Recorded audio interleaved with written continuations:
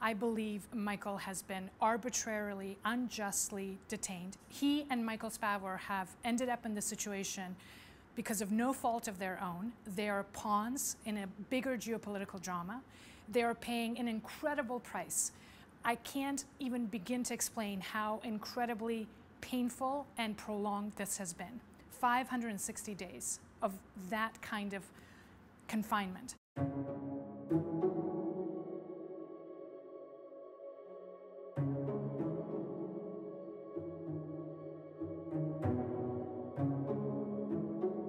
The first few days were quite confusing and chaotic because we didn't get access to Michael until that Friday, December 14th. So when he first got detained and there was no notice to the embassy, we were all scrambling to try to understand exactly what unfolded. Things kind of then got on the track after the first visit. We understood what was happening.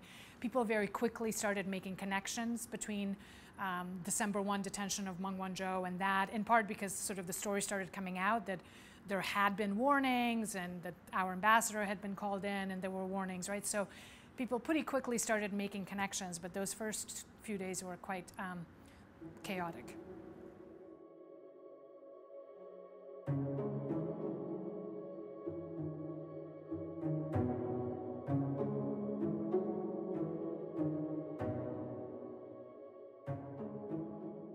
In July of 2019, he was kind of coming out of the solitary and the isolation, so this was that letter.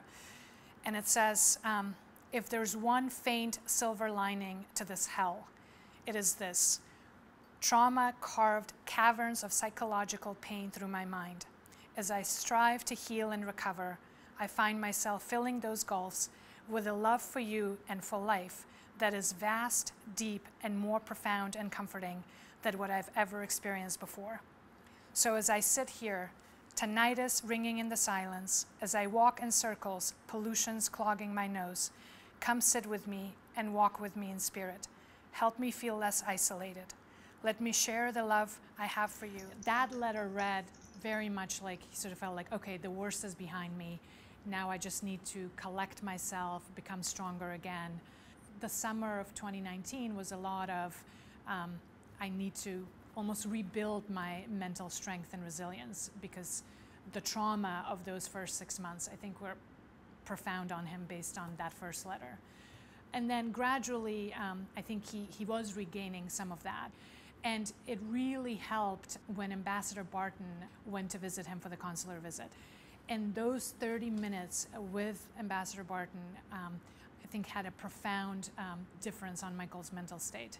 He was able to get some sense of what the world was doing on his behalf, which is why the idea that now they have been cut off since January is especially devastating, because I could see a progression of saying, okay, I'm with this day to day, I've got this, just please get me out. Those were kind of the December, January letters, and then nothing. And then those visits, which I think were quite a lifeline to him, got stopped.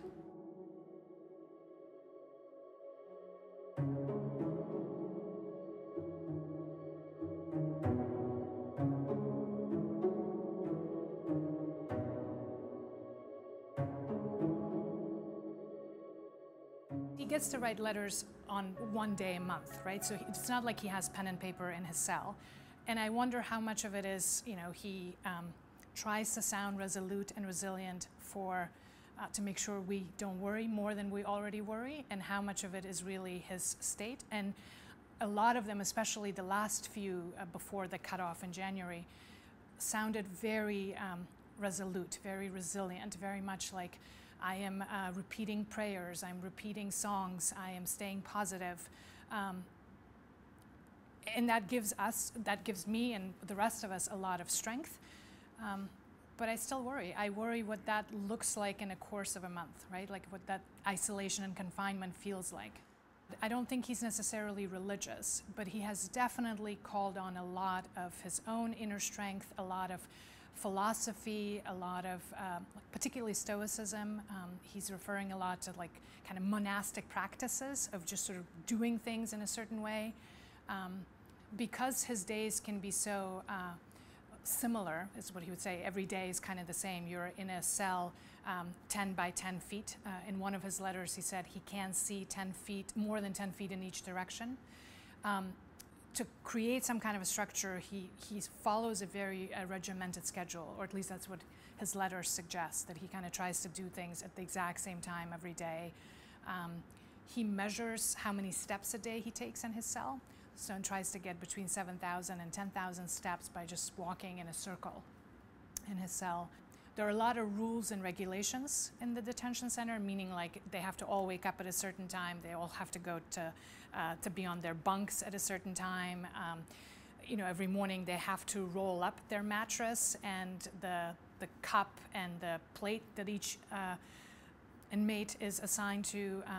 Like he referred in one of his letters that every morning I roll up all my worldly possessions, which consist of just a cup and a plate and a mattress, only to roll it out again at night at 10:30. So 6:30 start, 10 or 10:30 sleep time, and in between there are sort of regimented kind of lunch and breakfast and dinner, which he describes as a lot of boiled rice with occasional boiled vegetable. Not very much protein.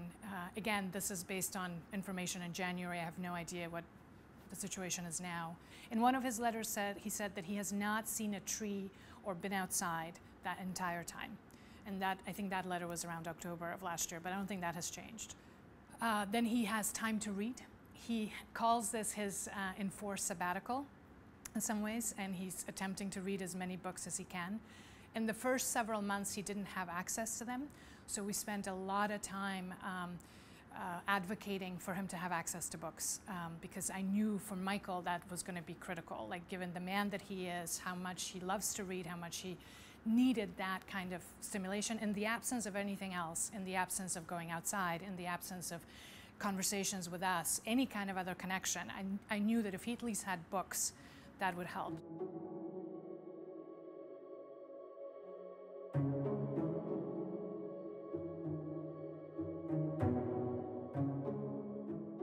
I see my role as Michael's advocate as someone who has to keep reminding people that this is still a priority, and that because there are so many other things that are happening in the world, right? And this cannot fall off the radar. So one is just simply reminding of the human element of this, that Michael is a person that matters, that there are those of us who miss him and want his life to resume.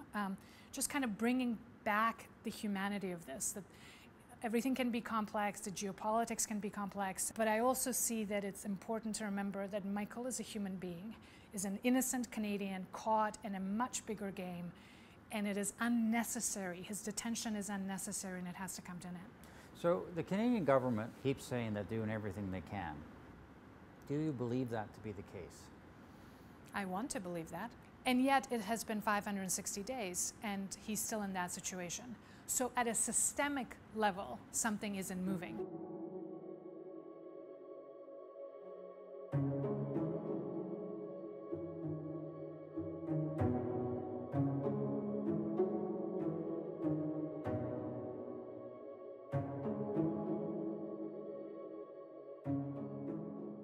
The legal opinion that was produced by Brian Greenspan, who's a lawyer of national reputation, unequivocally states that extradition is not a criminal procedure.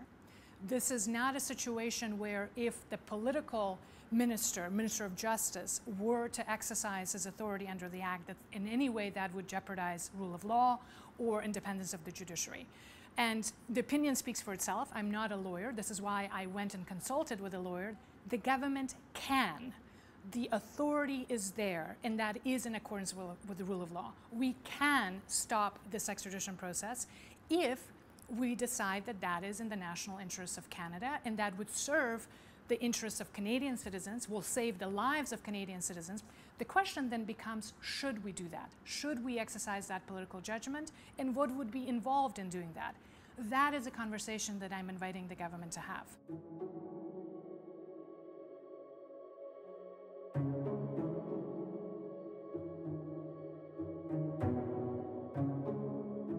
A day like Friday, where the charges came out, was definitely a hard day, one that began at 4 in the morning and was pretty nonstop. And then there are days where I am profoundly grateful. This has been an experience that has taught me a lot. I feel that Michael has a team, a solid group of supporters around him. I draw strength from Michael. When I read his letters, it gives me determination.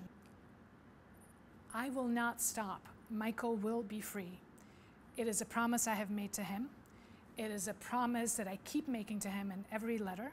It may take time, but collectively we will find a way out. And I believe that with all the smart and capable and good people working on his behalf, there will be a solution, he will be free, and he will be reunited with all of us.